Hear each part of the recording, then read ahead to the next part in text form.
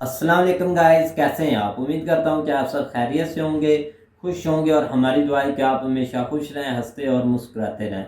मेरा नाम है रहमान अनवर और मैं हूं मोहम्मद सुहेल। और आज हम जिस वीडियो ट्रैक करने जा रहे हैं, इस वीडियो का टाइटल है reality of Balochistan by Hakim Baloch. तो ये भाई अलोक ने एक बलूचिस्तान के बंदे का भाई इंटरव्यू लिया है और ये एक अच्छी बात है कि उन्होंने पाकिस्तान के बंदे का बलूचिस्तान से लिया है दूसरा इंटरव्यू। और देखते हैं कि भाई हकीम साहब क्या बोलते हैं, कि उनका क्या माइंड है, क्या है। तो चलो सबसे पहले वीडियो देखते हैं। अगर वीडियो पसंद आए तो लाइक सब्सक्राइब ज़रूर कीजिएगा और कमेंट में अपनी राय का इज़हार ज़रूर कीजिएगा। तो चलो वीडियो करते हैं शुरू।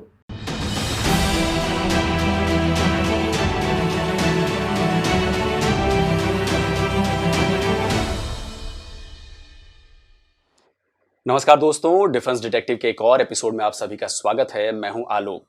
तो पाकिस्तान का बलूचिस्तान जो है वो एक बार फिर चर्चा में है, और चर्चा में क्यों है ये आप सबको, हम सबको पता है। बलूच अपने ऊपर हो रहे जो जुल्म हैं उन्हें लेकर सवाल पूछ रहे हैं। बलूच ये पूछ रहे हैं कि जो उनके दोस्त, उनके साथियों को अगवा कर लिया गया है वो कहाँ हैं, उन पर उन्हें कोई जवाब नहीं मिल रहा। और पाकिस्तान में तो इनके ऊपर कोई बात ही नहीं की जा रही। कोई ये बात करने को तैयार नहीं है कि बलूचिस्तान के लोग क्यों सड़कों पे उतरे हुए हैं, क्यों प्रोटेस्ट कर रहे हैं। और मेन स्ट्रीम मीडिया तो छोड़िए, मैंने पब्लिक रिएक्शन, जो यूट्यूबर्स हैं जो पब्लिक रिएक्शन लेते हैं, उनको अभी तक मैंने बलूचिस्तान के ऊपर बात करते हुए नहीं देखा।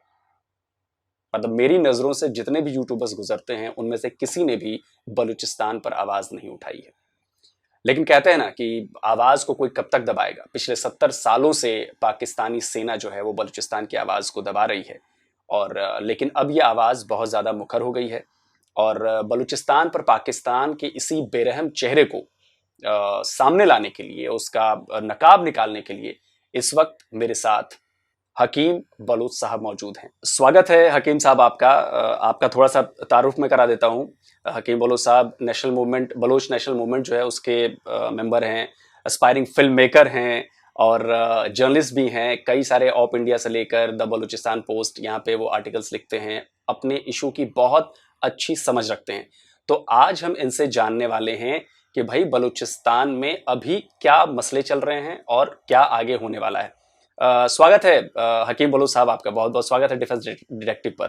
जी, थैंक यू वेरी मच आलोक। सबसे पहले मुझे ये प्लेटफॉर्म प्रोवाइड करने का कि मैं बलूचिस्तान के हवाले से बात कर सकूं, बलूचिस्तान के इश्यूज़ के हवाले से बात कर सकूं। So first of all audience को एक बैकग्राउंड अंडरस्टैंडिंग देना चाहूँगा बलूचिस्तान के इशू की। सो ये इशू एक्चुअली जो है it begins with when the Britain came into subcontinent in 1839. As we all know, they had this policy of divide and rule. India was divided, so Balochistan was also divided into 3 parts. So जिस part से मैं belong करता हूँ is currently occupied by Pakistan. In 27 March 1948 को Pakistani forces ने बलूचिस्तान पर कब्ज़ा किया और उस दिन से लेकर till now Baloch are suffering politically. वो जो है इकोनॉमिकली सफ़र करते हैं, वो ह्यूमन राइट्स अब्यूसेस फेस करते हैं। वहाँ पे लोगों के पास पीने का पानी नहीं है, वहाँ पे जो बेसिक ह्यूमन नीड्स होती हैं वो नहीं है लोगों के पास। आप अंदाज़ा लगाएं, बलूचिस्तान का जो मेन फोकस्ड एरिया है, डेरा भुगटी हो जैसे, वहाँ से गैस निकलता है, वहाँ के लोगों के पास गैस नहीं है। ग्वादर जो कि 62 बिलियन डॉलर्स का एक प्रोजेक्ट है, वहाँ के लोगों के पास क्लीन ड्रिंकिंग वाटर नहीं है। एंड टुडे जो बलूचिस्तान है, फ्रॉम 1948 टिल टुडे, वहाँ पे थाउजेंड्स के हिसाब से लोग जो हैं वो मिसिंग हैं और थाउजेंड्स के हिसाब से लोगों को मारा गया है। और जो लोग बलूचिस्तान की राइट्स की बात करते हैं, बलूचिस्तान की फ्रीडम की बात करते हैं, बलूचिस्तान में होने वाले ऑपरेशन के ख़िलाफ़ बात करते हैं, they have left with 2 options only. Either Balochistan छोड़कर भाग जाएं, या अंडरग्राउंड चले जाएं, या जो है to go to mountains and pick up arms and resist against the Pakistani state, क्योंकि वहाँ पे political जो struggle है उसको क्रश कर दिया गया है, उसके ख़िलाफ़ बहुत ही ज़्यादा आप कह सकते हैं कि पावरफुल एग्रेशन है पाकिस्तानी फोर्सेस की जानिब से. So this is a basic information about Balochistan. जी आलोक. थैंक यू हकीम साहब, आपने ये बहुत अच्छा किया कि क्लियर कर दिया. अभी कुछ दिनों पहले मैंने सरदार अताउल्ला मेंगल का एक मैं इंटरव्यू देख रहा था. शायद नवाज शरीफ वहाँ पे पहुंचे हुए थे. आई थिंक मुझे लग रहा है कि 10, 11, 12 साल पुरानी बात है ये. और मेंगल साहब ने वहाँ पे ये कहा था कि अगर आपकी फौज का जुल्म बंद नहीं होगा तो बलूचिस्तान आपके साथ नहीं रहेगा. और नवाज शरीफ ने भी उसमें माना था कि हाँ, फौज जुल्म करती है. लेकिन इतने सालों बाद, इस बात को 12 साल भी बीत गए, लेकिन कोई रवैये में फर्क नहीं आया है पाकिस्तानी सेना के. थैंक यू आलोक. देखें, सबसे पहले ये अंडरस्टैंड करना होगा कि पाकिस्तान में जो डेमोक्रेसी है, या जिसे वो लोग पार्लियामेंटेरियन डेमोक्रेसी कहते हैं, वो वैसी डेमोक्रेसी नहीं है जैसी आप इंडिया में देखते हैं या जैसी आप वेस्टर्न कंट्रीज़ में देखते हैं. पाकिस्तान में जो पॉलिटिकल पावर है वो मिलिट्री के पास है. पाकिस्तान में जो मिलिट्री पावर है वो मिलिट्री के पास है. पाकिस्तान में जो सिविल पावर है, सिविल सुप्रीमेसी है, वो मिलिट्री के पास है. पाकिस्तान की जुडिशरी जो है, they are under control of the military. ठीक है, तो सबसे पहले तो ये समझना होगा कि नवाज़ शरीफ से लेकर even before that Zulfikar Ali Bhutto, जिसे पाकिस्तानी पॉलिटिक्स के हिसाब से देखा जाए तो वो कहते हैं he was the champion of democracy, but when it came to Balochistan, even Bangladesh, he had no right but he was a mouth piece of the army. So एक तो मसला ये कि पाकिस्तान में जो डेमोक्रेसी है वो प्योर डेमोक्रेसी नहीं है, या वो आप उसे डेमोक्रेसी नहीं कह सकते. सेकेंड ये कि बलोच अब उस मुकाम पर पहुंच चुका है after bearing so much aggression, pain. क्योंकि हम सब पर्सनली, मैंने अपने फैमिली से लोग लॉस्ट किए हैं. मेरे बहुत सारे कोलीग्स थे, मेरे पार्टी के लीडर्स थे, मेरे कैडर्स थे, मेरे दोस्त थे, या मुझसे जूनियर जो थे, उनको आइदर टॉर्चर सेलों में वो बंद हैं या फिर उनको मार कर फेंक दिया गया है और उन्हें उनके लाशों पर जो है टॉर्चर के निशान मिले. तो ऑब्वियसली बलोच आज उस मुकाम पर पहुंच गया कि वो पाकिस्तान के साथ without the issue of freedom, उसके बग़ैर, उससे कम पर किसी बात पे समझौता नहीं करेगा. कल तक जब तक सरदार अताउल्ला मेंगल वो बात कर रहे थे, इवन उस टाइम पे भी अगर आप उनकी बात सुने तो वो कह रहे हैं कि अगर आप चाहते हैं कि बलोच इशू रिजॉल्व करें, then you need to talk to the youth. क्योंकि आज का बलोच जो है वो मूवमेंट को लीड कर रहा है. It's not like in 70s और इन 60s और 80s, जब सिर्फ पाकिस्तान ये कहता था देयर आर 3 सरदार्स, और वो सिर्फ ब्लेम करता था सरदार मेंगल पर, सरदार नवाब मरी पर और नवाब भुट्टी पर कि ये 3 सरदार हैं और ये बलूचिस्तान में हालात ख़राब कर रहे हैं. Now unfortunately they were our leaders but all of them are gone. लेकिन Baloch movement is still here and it's still alive और बहुत ही ताकत के साथ आगे बढ़ रहा है. जी. अच्छा हकीम साहब, अभी मैंने पिछले कुछ महीनों से मैं सोशल मीडिया पे देख रहा था कि बलोच स्टूडेंट्स जो हैं वो पाकिस्तान के अलग अलग हिस्सों में, अलग अलग यूनिवर्सिटीज़ में वो प्रोटेस्ट कर रहे हैं. वहाँ से स्टूडेंट्स गायब किए गए हैं, उनको उठा लिया गया है और उनके बारे में कोई खोज खबर नहीं है. मतलब उनकी माँ बैठी हुई हैं, उनके दोस्त बैठे हुए हैं, कोई कहीं सुनवाई नहीं हो रही. तो ये मुझे इस बारे में बताएं कि जो लेटेस्ट अभी प्रोटेस्ट हो रहे हैं और ये हुआ क्या है वहाँ पे. देखें, बलूचिस्तान में मिसिंग पर्सनस का जो मसला है, सबसे पहले अंडरस्टैंड करना पड़ेगा कि बहुत ही पुराना मसला है. क्योंकि जो first Baloch missing persons recorded है, हो सकता है उससे पहले भी लापता हों. सरदार अताउल्ला मेंगल का जो फर्जंद था असदुल्ला मेंगल, और उसके साथ उसका एक दोस्त था अहमद शाह, उन्हें 1970s में, मिड 1970s में अगवा किया गया था. And since then no one knows where are दे.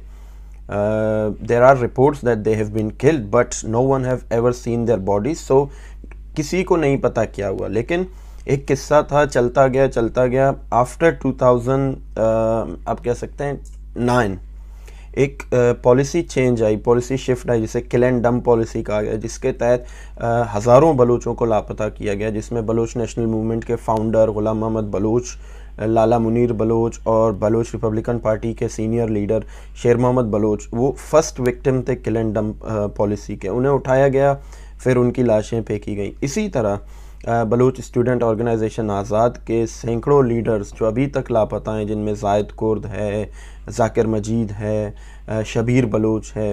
तो एक तो वो था कि जो लोग पॉलिटिकली इन्वॉल्व थे पहले उन्हें उठाया जा रहा था, जो स्टूडेंट्स पॉलिटिकली इन्वॉल्व थे उन्हें उठाया जा रहा था। अब जो स्टूडेंट्स बलूच वो पॉलिटिकली इन्वॉल्व ना भी हों, लेकिन अगर वो किसी ऐसे फैमिली से ताल्लुक़ रखते हैं जिस फैमिली का कोई बंदा विक्टिम है इनफोर्स डिसअपेरेंस का, या वो इस हवाले से बात करते हैं कि भाई स्टूडेंट्स राइट्स हमें दिए जाएँ, उन्हें भी अबडक्ट किया जाता है। जैसे कि अभी ताज़ा मिसाल है हफीज़ बलूच, जो एक यूनिवर्सिटी में, पंजाब के ही यूनिवर्सिटी में पढ़ता था, एमफिल कर रहा था if I am not wrong, और वो अपने इलाके में, अपने जो गांव है वहाँ पे स्टूडेंट्स को पढ़ाता था भी, उसे उसके स्टूडेंट्स के सामने से उठाया गया, अबडक्ट किया गया, और फिर after I think a month और 2 उसे बलूचिस्तान के एक और इलाके से जो CTD है, counter terrorism department of police, उसने उसे ये कहकर सामने लाए कि he was arrested with explosives. तो आप ये देखें, पहले उसे लोगों के सामने उठाया गया, देयर वर विटनेसेस, उन्होंने देखा कि हफीज़ बलूच को स्कूल से, जहाँ पे वो बच्चों को पढ़ाता था, वहाँ से उठाया। फिर उन्होंने ब्लेम किया कि हमने इसे बलूचिस्तान के एक और इलाके से उठाया और इसके पास से हमें एक्सप्लोसिव मिले।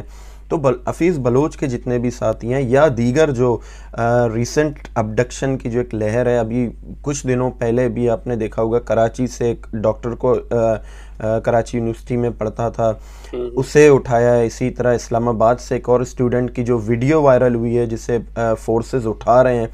तो ये एक कंटिन्यूएशन है पाकिस्तानी फोर्सेस की जो बलूचिस्तान में सप्रेशन है या सप्रेसिव पॉलिसीज़ हैं उसकी। ऐसा नहीं है कि सडन पॉलिसी चेंज हुई है। हाँ, ये होता है कि जब भी बलूच रेजिस्टेंस, जो बलूच आर्म मूवमेंट है या जो बलूच इंसर्जेंसी है वो बढ़ती है, तो पाकिस्तान अपने पॉलिसीज़ में स्टूडेंट्स को ख़ासकर टारगेट करना शुरू करता है, और उसके रिज़ल्ट कुछ इस तरह आते हैं कि कुछ साल पहले बलूचिस्तान के 2 स्टूडेंट्स एहसान और शादाद नाम के, वहीं इस्लामाबाद में पढ़ते थे, उनमें वहाँ पर अरेस्ट किया गया, उन्हें वहाँ पे ब्रूटली जो है मारा गया, फिर बाद में उनको छोड़ दिया गया। लेकिन वो जुल्म, वो जो है आप कह सकते हैं जबर, उन पे ऐसा असर किया उसने कि they have joined Baloch liberation army later on, और वो फिर पाकिस्तानी फोर्सेस के साथ एक झड़प में बाद में जो है दोनों नौजवान लड़के थे, दोनों जो है एक एमफिल कर रहा था और एक मेरे ख्याल से मास्टर्स कर रहा था, दोनों बाद में वहाँ पे इस्लामाबाद से बलूचिस्तान के पहाड़ों में शिफ्ट होते हैं, वो एक जंग का हिस्सा बनते हैं। They were killed during a battle with Pakistani forces. तो ये इस तरह के असरात फिर उसके आते हैं सामने। जी हकीम साहब, जैसा कि आपने मिसिंग पर्सन्स की बात की या जो बलूच लिबरेशन आर्मी की बात की, तो अभी सबसे लेटेस्ट जो इंसिडेंट है वो कराची का हुआ। तो उसमें जो शारी बलूच हैं उन्होंने अपना बलिदान दिया एक तरह से, काफ़ी पढ़ी लिखी महिला, एमफिल किए हुए। तो जाहिर सी बात है कि कहीं ना कहीं जो पाकिस्तानी इस्टेब्लिशमेंट है, जो पाकिस्तानी गवर्नमेंट है, वो तो बलूचों को अपना मान ही नहीं रही है, वो सुनती ही नहीं है। इसका मतलब तो यही निकाला जाए ना। देखें, इंडिया बलूचिस्तान से बहुत रिलेट कर सकता है, क्योंकि इंडिया पर ओवर 200 इयर्स का जो एक ऑपरेशन रहा है। उन्होंने भगत सिंह को ले लें, आप चंद्रशेखर आज़ाद को ले लें, आप सुभाष चंद्र बोस को ले लें, जो I believe those who actually fought against the operation, जिन्होंने जो है बाहर के जो आने वाले साम्राज्य के ख़िलाफ़ लड़ाई की। तो India could relate with Balochistan. आज अभी जैसे ये जो शारी बलूच का इंसिडेंट है, उसके 2 पहलू हैं। एक, शारी बलोच पढ़ी लिखी ख़ातून, बलोच सोसाइटी जो है वो ऑब्वियसली डिफरेंट है रीजन में जितने सोसाइटीज़ हैं उनसे। हर सोसाइटी के अपने कल्चर्स होते हैं, अपने वैल्यूज़ होते हैं, और बलोच सोसाइटी में जो है वुमेन इतनी पावरफुल है, अगर दो आदमी भी लड़ रहे हो and if she comes up और वो अपने जो दुपट्टा कहते हैं, शी थ्रोड दैट, तो वो जंग रुक जाती है, इवन अगर वो सालों से लड़ रहे हो, सदियों से। So this is a powerful message from Baloch कि अगर आज बलोच की जो ख़ातून है जो कभी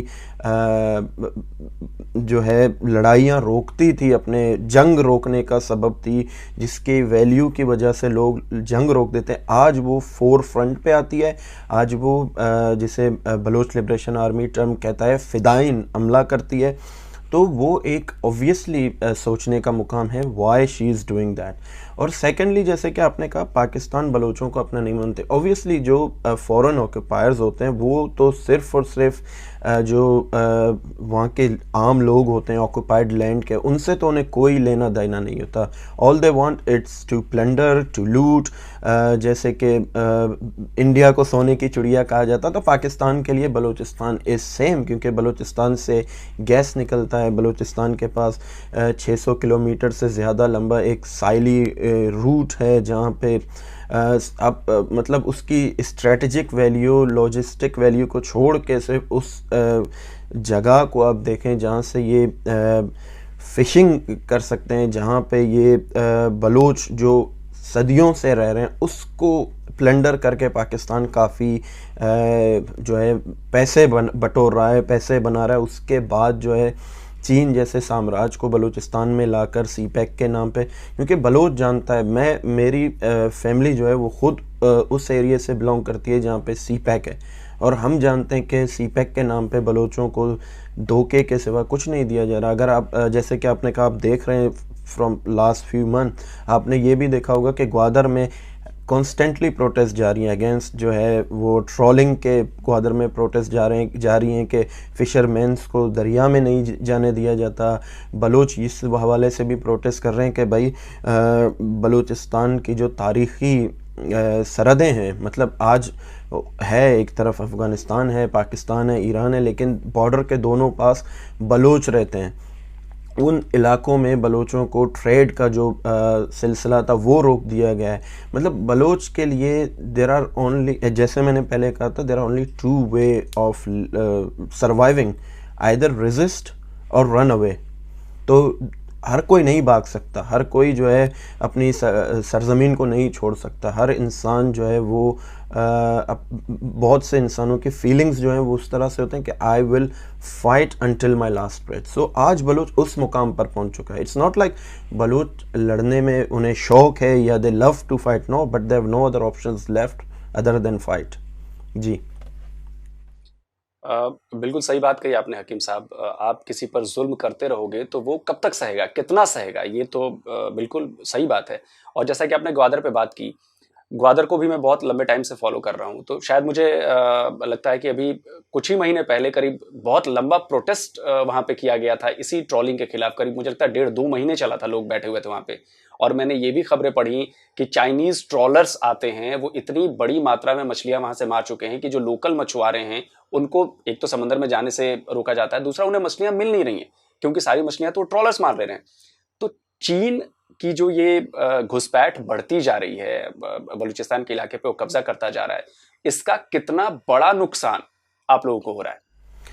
देखें, बलूचिस्तान जो है ऑब्वियसली रकबे के लिहाज से जैसे पाकिस्तानी क्लेम करते हैं पाकिस्तान का सबसे बड़ा सूबा है, which is actually over 40% of Pakistan, लेकिन पॉपुलेशन के हवाले से बहुत ही छोटी है बलोचों की पॉपुलेशन, या ओवरऑल बलूचिस्तान में जितने भी कौम रहते हैं उनकी पॉपुलेशन इतनी बड़ी नहीं है, ठीक है।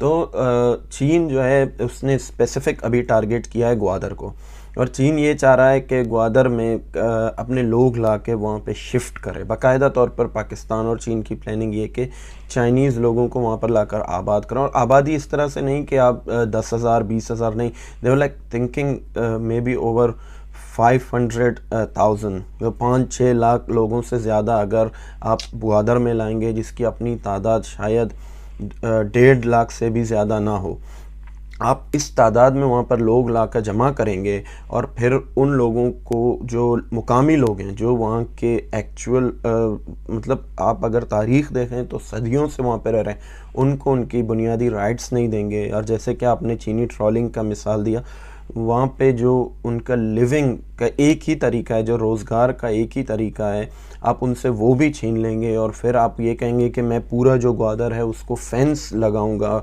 और आपका जो एक तो ऑब्वियसली बलोचों जो वहाँ पे रहते हैं उनका वे ऑफ ट्रेड जो है बॉर्डर और सी, आप वो दोनों बंद कर रहे हो। उसके बाद आप जो है लाखों की तादाद में चीनीज़ वहाँ पे ला रहे हो। उसके बाद सबसे जो डिस्टर्बिंग जो है वो इशू ये है कि चीन अगर ग्वादर पे फुली फंक्शनल हो जाता है, चाइनीज़ इन्वेस्टमेंट के नाम पे जो ये मिलिट्री बेसिस बन रहे हैं, जो ये नेवल कंट्रोल करने के लिए जो पूरा जो सी है, क्योंकि वो सिर्फ ये नहीं है कि बलूचिस्तान को कब्ज़ा करेगा, then they will control the region, क्योंकि वो उसकी जो स्ट्रेटजिक वैल्यू है, जहाँ से वो मिडल ईस्ट है आपका या फार ईस्ट है, वो मतलब इतना ज़्यादा वो पावरफुल हो जाएगा चाइना अगर सिर्फ इस पोर्ट को कंट्रोल करता है। और वी ऑल नो कि चाइना जिस भी मुल्क में जाता है, मतलब बलूचिस्तान विल सफ़र अगर चाइना सक्सेसफुल होता है undoubtedly, and that is why Baloch are using there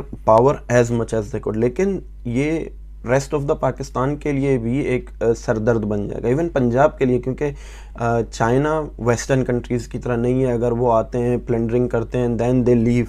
China खुद एक इतना इकोनॉमिकली पावरफुल मुल्क नहीं है। चाइना जो है अगर आज पाकिस्तान को लोन दे रहा है तो वो अपना लोन वसूलेगा।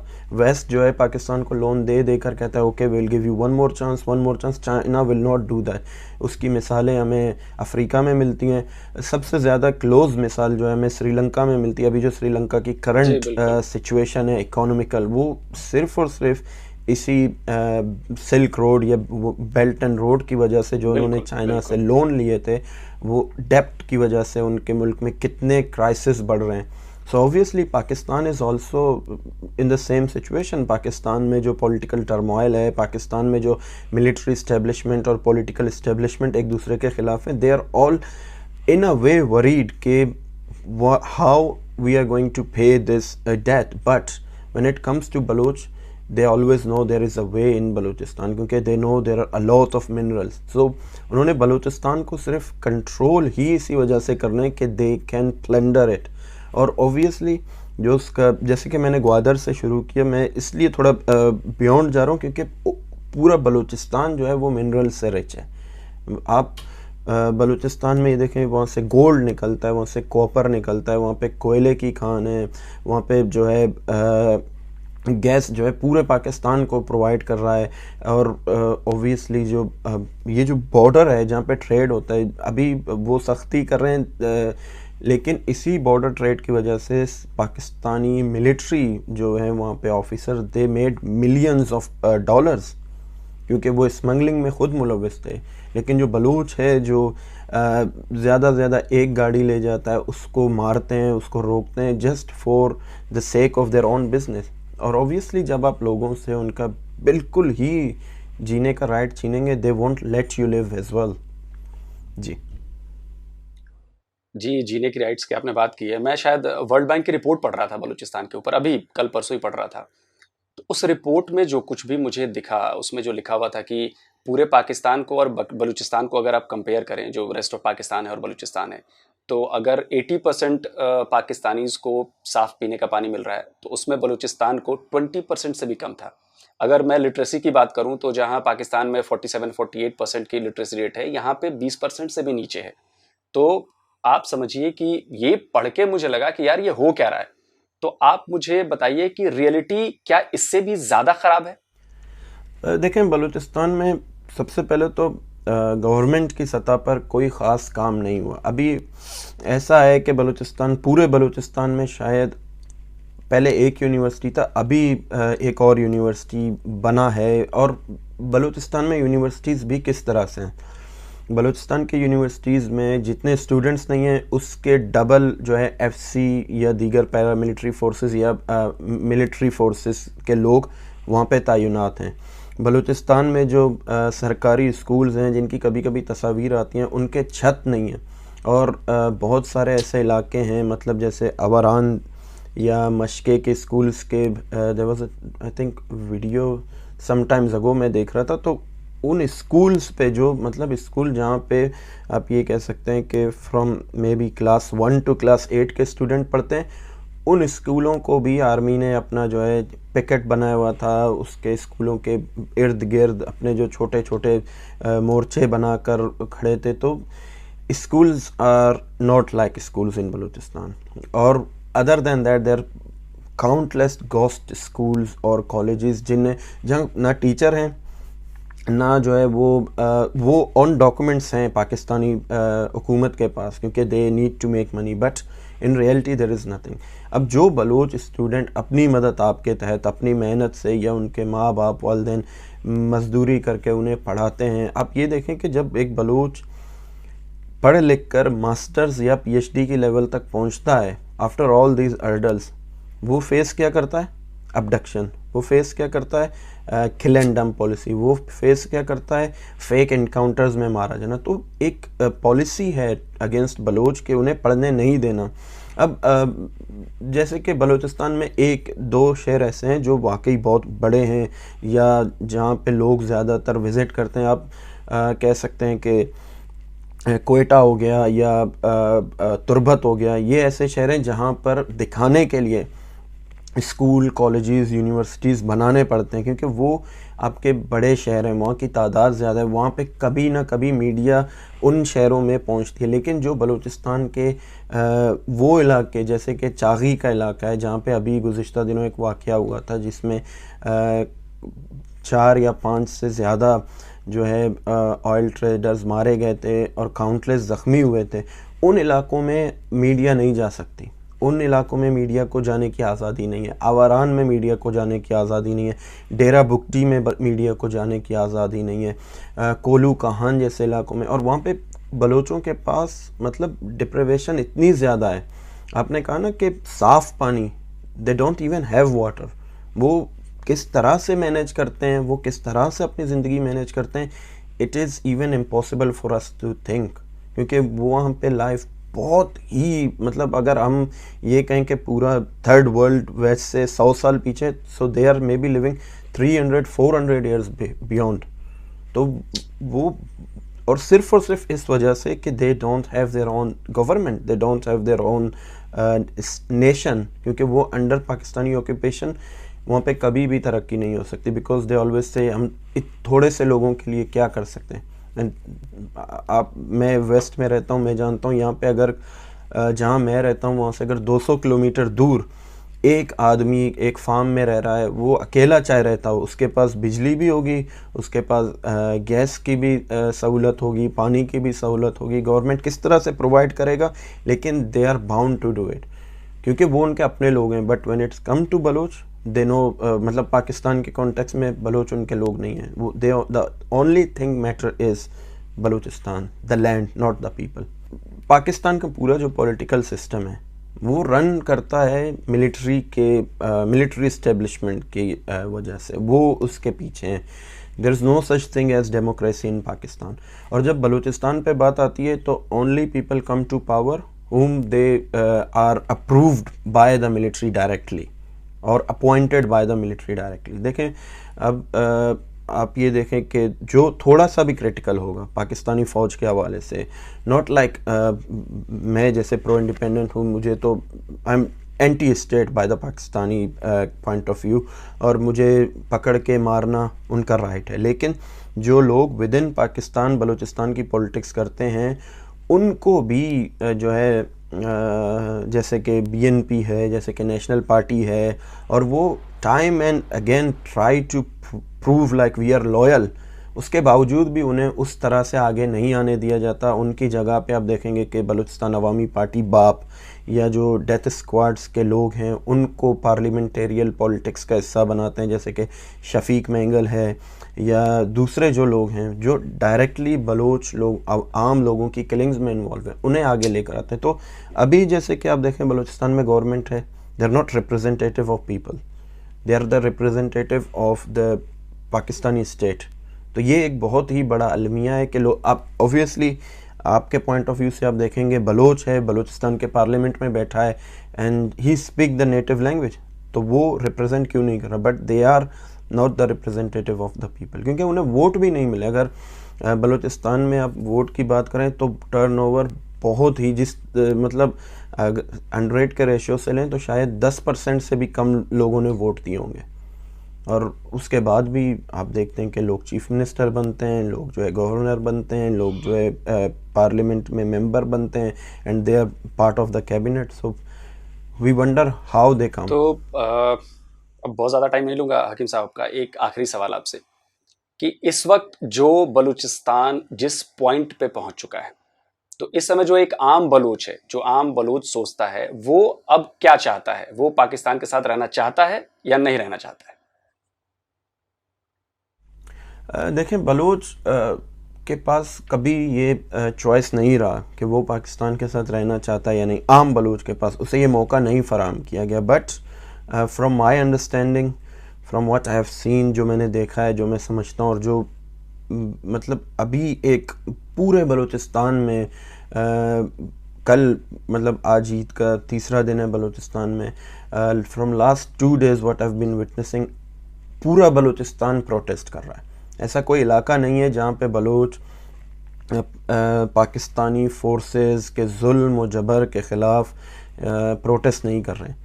तो एक तो ये कि पूरा बलूचिस्तान बेजार है इस जुल्म से, इस जबर से, और दूसरा ये कि अगर बलूचों को ये मौका दिया जाए, मतलब अगर एक इंटरनेशनल इंटरवेंशन होती है, बलूचों को आज़ादी होती है कि दे कैन चूज़ फ्रीली, तो I am 100% sure Balochistan will be free और बलूचिस्तान के लोग बलूच के हक़ में वोट देंगे। क्योंकि अब ये देखें, 70 साल इज़ नॉट लाइक 1 दिन 2 दिन, उसमें 2-3 नस्लें जो है पैदा होकर जवान होती हैं और एक नस्ल ऑलरेडी चली जा चुकी है। तो इस पूरे दौरानिए में जो बलूचों ने विटनेस किया है वो है धोखा, वो है ऑपरेशन, वो है जो है सब्जुगेशन, आपको प्रोफाइलिंग करके, आपको जो है आपके नाम की वजह से, सरनेम की वजह से बलूच, आपको जो है आपकी नेशनल आइडेंटिटी की वजह से मारना, वसाइल लूटना। इट्स लाइक अगर बलूचिस्तान पे होने वाले आप जुल्म को देखेंगे और उसको एक जगह पे रखेंगे, देन यू नो के how much a common Baloch hates the Pakistani state and its policies and its powerful, not a common Pakistani जिसे obviously अपनी ही परेशानियों ने जकड़ा हुआ है, लेकिन जो स्टेट है, जो स्टेट फोर्सेस हैं, जो पॉलिसीज़ हैं, उनसे बलूच ऑब्वियसली बहुत ही ज़्यादा नफरत करता है और उससे छुटकारा हासिल करना चाहता है। बिल्कुल सही कहा आपने हकीम बलूच साहब, और मुझे पूरी उम्मीद है कि बलूचों का उनका हक मिलना चाहिए, और मुझे ये भी भरोसा है कि बलूच अपना हक लेकर रहेंगे। बहुत बहुत शुक्रिया कि आपने इतने विस्तार से मेरे दर्शकों के लिए इस पूरे इशू को आपने सामने रखा, अपनी बात रखी, और मेरी भी कोशिश यही रहेगी कि ये बात जितनी ज़्यादा जगहों तक पहुंच सके, जितनी ज़्यादा रीच तक पहुंच सके, वहां तक मैं पहुंचाऊंगा। Thank you so much. Thank you Alok, thank you very much.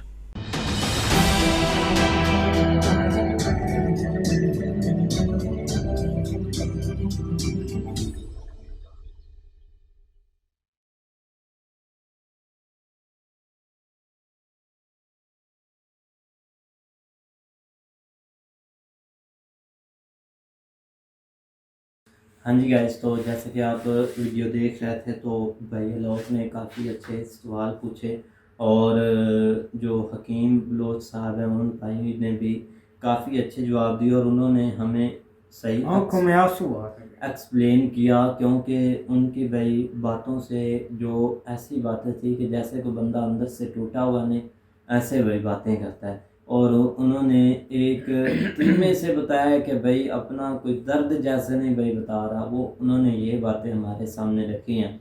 और ये जितना कुछ हो रहा है इसमें काफ़ी इशू थे जो कि भाई, लेकिन ये है कि सबसे जो मेन इशू है वो यही है कि जो बंदे मिसिंग हो रहे हैं, जो वहाँ से बंदे गायब हो रहे हैं, जिनका पता नहीं चलता किधर किधर चले जाते हैं, क्या हो गया क्या नहीं, ये कुछ बातें थी।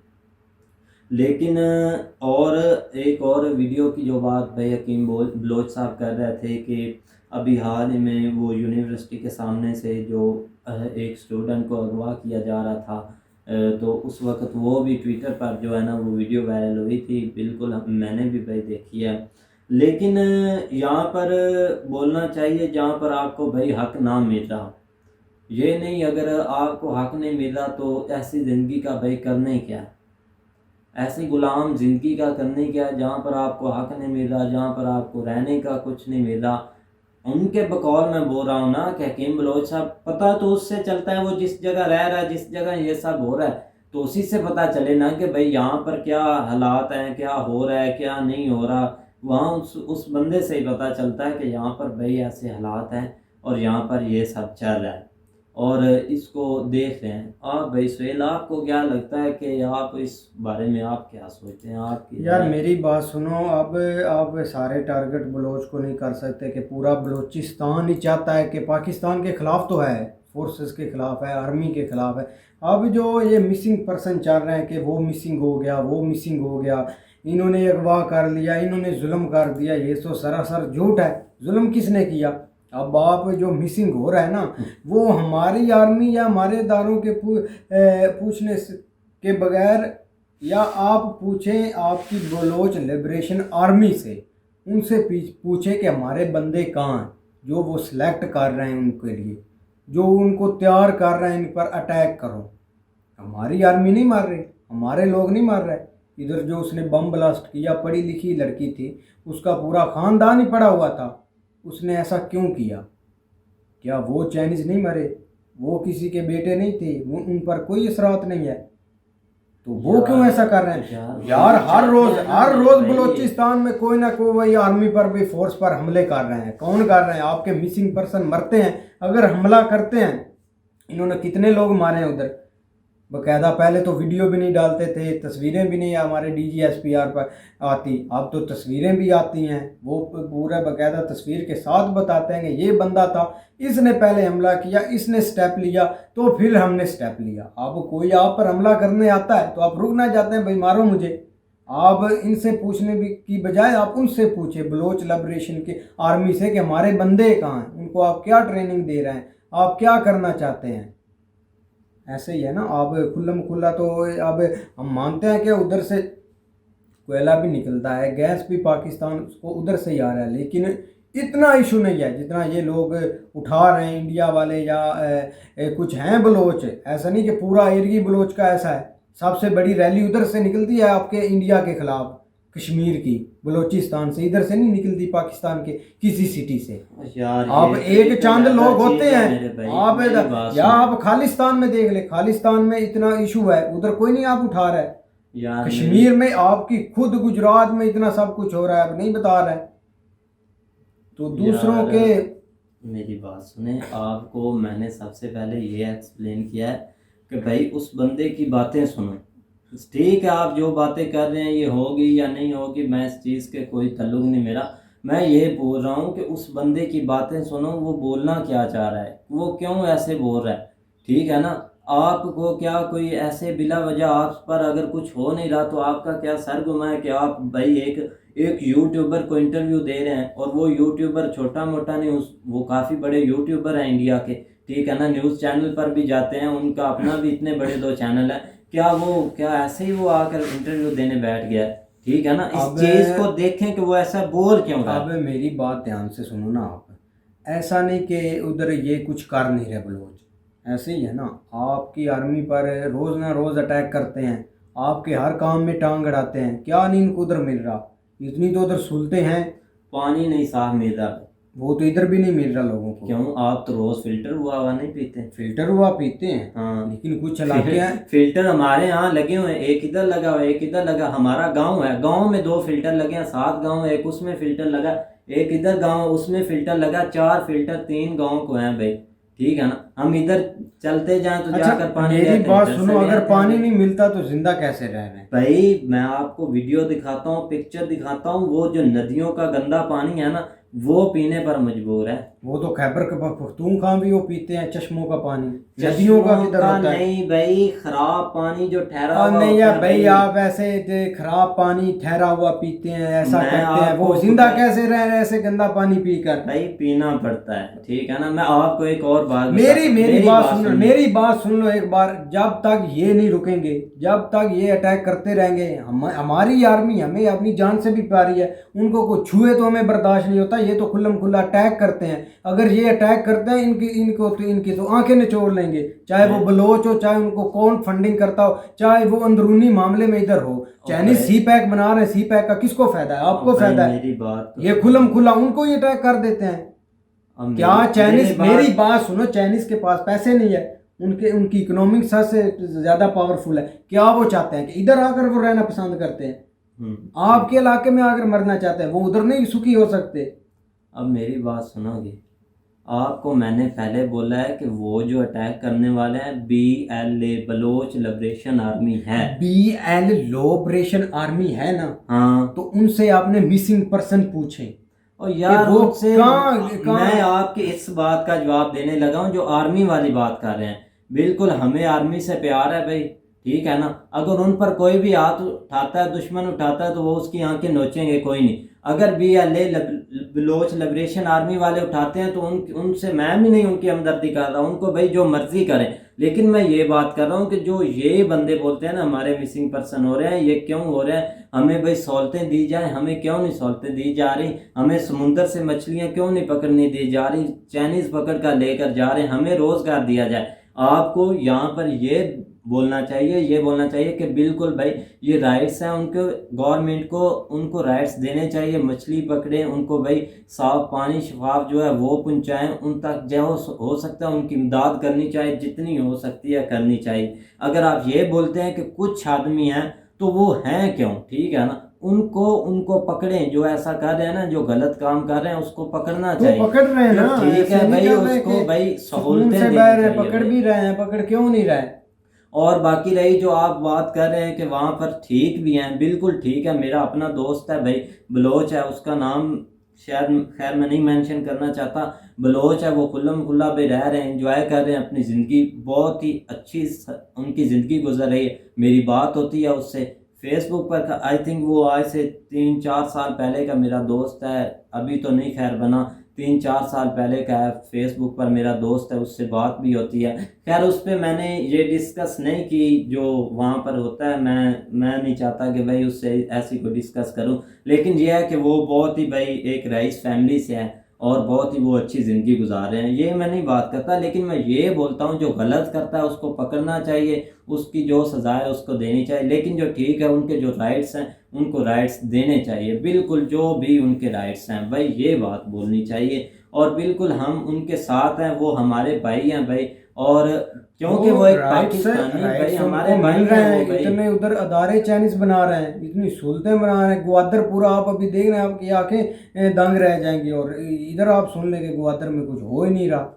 नहीं हो तो खैर ऐसा तो कोई बात नहीं कि हो नहीं रहा, तो ये हो रहा है वो हो रहा है।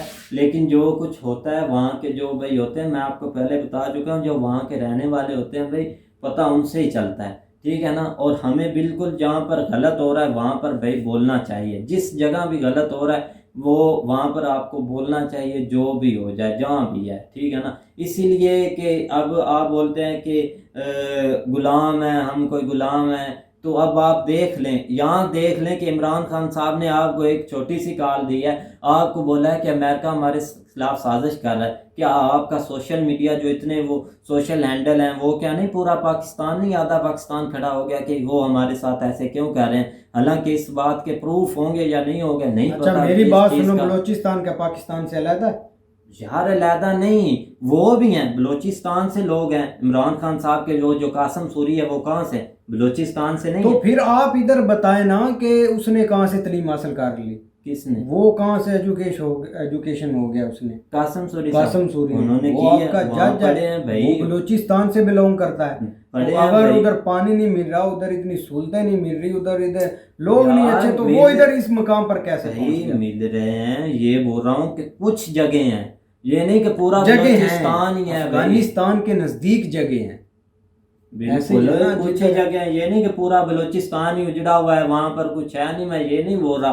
बलूचिस्तान भाई एक सोने की चिड़िया उसको बोलते हैं भाई हम, वहां पर इतनी मदनियात हैं और वो हमारे भाई हैं भाई, हमें ही उनके साथ चलना है। ये जो हमारे दरमियान जो खलल हैं, ये कुछ रीज़न है इसके पीछे, और हम ये दुआ करते हैं। हालांकि इंडिया भी देख लें कि भाई लोग ने इंटरव्यू लिया है, वो भी यही बोलते हैं, और वो भी यही बोलते हैं कि भाई आपको राइट्स मिलने चाहिए, और हमारी भी दुआ है हम भी आपके साथ शिरकत कर शरीक हों, आपकी जितनी मदद हो सके हम करें। और ऐसे ही वो अफ़गानिस्तान में भी अब मदद कर रहे थे, वहाँ पर उन्होंने वीट भेजा, दवाइयाँ भेजी, मेडिसन इतनी भेजी, वहाँ पर उनके हॉस्पिटल हैं इंडिया वालों के। अब क्या वहाँ पर अब बोल दे कि वहाँ पर वो वीट भेज रहा है या ये चीज़ें भेज रहा है, तो वो क्या भाई वहाँ फंडिंग कर रहा है? भाई ऐसा कोई इशू नहीं है, वो सब वो भी हेल्प करना चाहते हैं, और जिस जगह हेल्प करने वाली हो वहाँ पर हेल्प करनी चाहिए भाई, ठीक है ना। और हमेशा इस चीज़ के लिए स्टैंड होना चाहिए। और भाई लोग ने एक अच्छा काम किया है, पहले उन्होंने कश्मीर से इंटरव्यू लिया था, वहाँ के जो रहने वाला है एक बंदे का, और फिर बलूचिस्तान से लिया है हकीम साहब, उन्होंने भी एक अच्छे जवाब दिए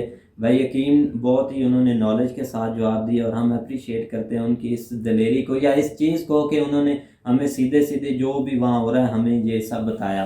तो उम्मीद करते हैं कि गाइज आपको वीडियो पसंद आएगी। अगर पसंद आए तो लाइक सब्सक्राइब जरूर कीजिएगा, और कमेंट में अपनी राय का इज़हार ज़रूर कीजिएगा। अल्लाह हाफिज़।